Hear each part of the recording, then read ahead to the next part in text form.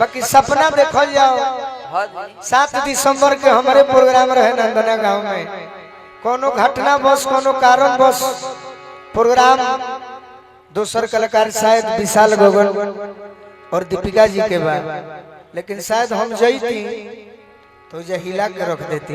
सही बात है। हिलैती का 7 नहीं 9 हो गया। 9 के बाद अच्छा नहीं खे बोले नहीं 7 का कैंसिल। ना ना 9 तारीख के बाद का जनरल हम अपन बात कहते नहीं कि हम माड़ो में पहुंचती नु तो जरूर अपन सेटिंग कर लेती। सही बात है। आई है बात कहती कि रहनी बराती गई एगो लड़की से लव हो गई, रहनी बराती गई एगो लड़की से लव हो गई, रहनी बराती गई एगो लड़की से लव हो गई। लव हो गई हो हमारा कब हो गई,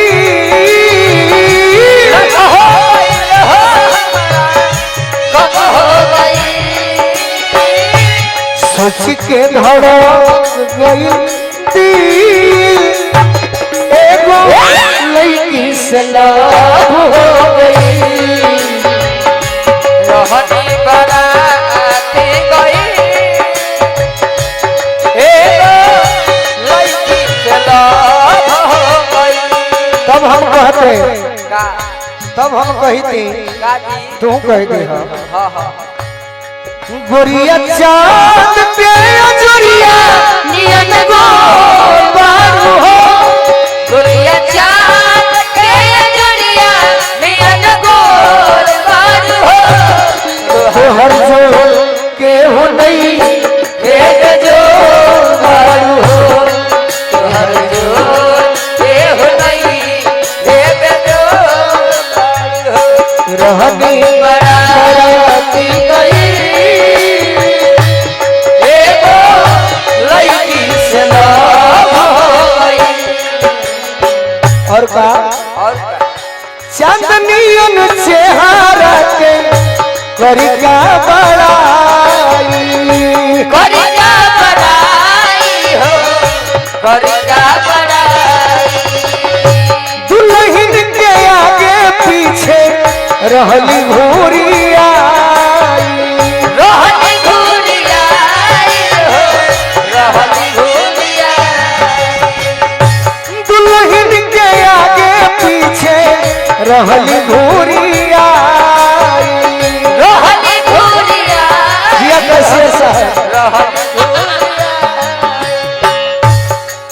आज तो हमारे अकाउंटेंट बड़े अकाउंटेंट सही बात सुनो देते गाली पर बनवले रहती, जय हो गाली पर बनवले रहती कि एगो लड़की से प्यार हो गई। अपन बराती गई अपन पैसा दे एगो लड़की से लव हो गई।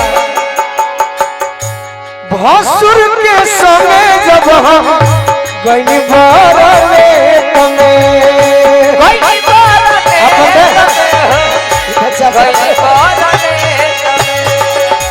फूल लेके छीटत रहे चल के प्लेट में, चल के बोले चल के बोले। निशा भीतरे भीतरे रहेगी वाह वाह भीतरे भीतरे रहेगी एगो लड़की से प्यार हो गई, रहनी बराती गई एगो लड़की से प्यार हो गई।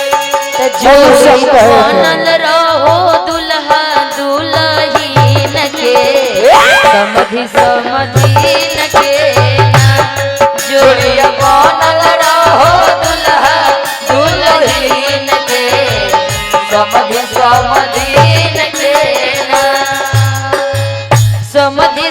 समधीन के वो समधी समाधीन के समधि समधि घूस दे, घूस दे। हो समधि समधि लगे त जोड़ी बनल रहो दुल्हा दुल्हीन के समधि समधीन के जोड़ी बनल रहो दुल्हा ये निशा समधि समधि लगे आज जितने लोग बानी एक बार तनी प्रेम से दोनों हाथ उठा दी और दोनों हाथ उठा के ये हमनी के बनाई जा जोड़ी बनल रहो राधा सिंधु भैया के कृपा काली मैया के जोड़ी बनल रहो राधा सिंधु भैया के कृपा काली मैया के ना लेकिन अगर हम साली से मिलती हदी तो का कही थी का मरही के बाते तो मरदा न जान से मरही के बाते तो मरदा न जान से कह के मुआलू नजरिया के पास से कहे के नजरिया के पास से घर से निकललू सजी सवार के सवार के हो सजी सवार के राम जी बनले बाड़े सचहू सपार सच सवार के हो सच सवार के एक बात और बा विश्वामित्र चाचा काजी और हमार गार्जियन और सिंटू जी के हम भाई बनले बनी सोचो तनी आज न तो कल तो पहुँचबे करो और सोचो तनी है बा का सोचो तनी जाए के भैया के ससुरारी भैया के साली तीन गो बड़ी जा कुआरी भैया के साली तीन गो बड़ी जा कुआरी बड़ी मार खाई मछली खिलाड़ी बड़की मार खाई हाजी मछली खिलाड़ी खिलाड़ी छोट की से चलेला बिया से यारी भैया के साली तीन गो बड़ी जा कुआरी भैया के साली तीन गो बढ़िया तुम्हारी अरे प्रेमावा से अरे बोला ए जवाना अरे तेरा बाबे अरे बोले जाना अरे प्रेमावा से अरे बोला ए जवाना अरे तेरा बाबे बोले जाना सिर सीतारा प्रेमावा से बोला ए जवाना श्री सीतारा प्रेम बस बोले जाना राधापति घनश्याम बोला बोला ए जवाना राधापति घनश्याम बोलो बस बोले जाना यह बात कही के काजी और सब गार्जियन से क्षमा मांगते हुए हाँ हाँ हम सब कलाकार हाँ यही आग्रह करके जाइए का अरे ऐसन सुंदर कनवा से हरि बोल बोल हो मानवा ऐसन सुंदर कनवा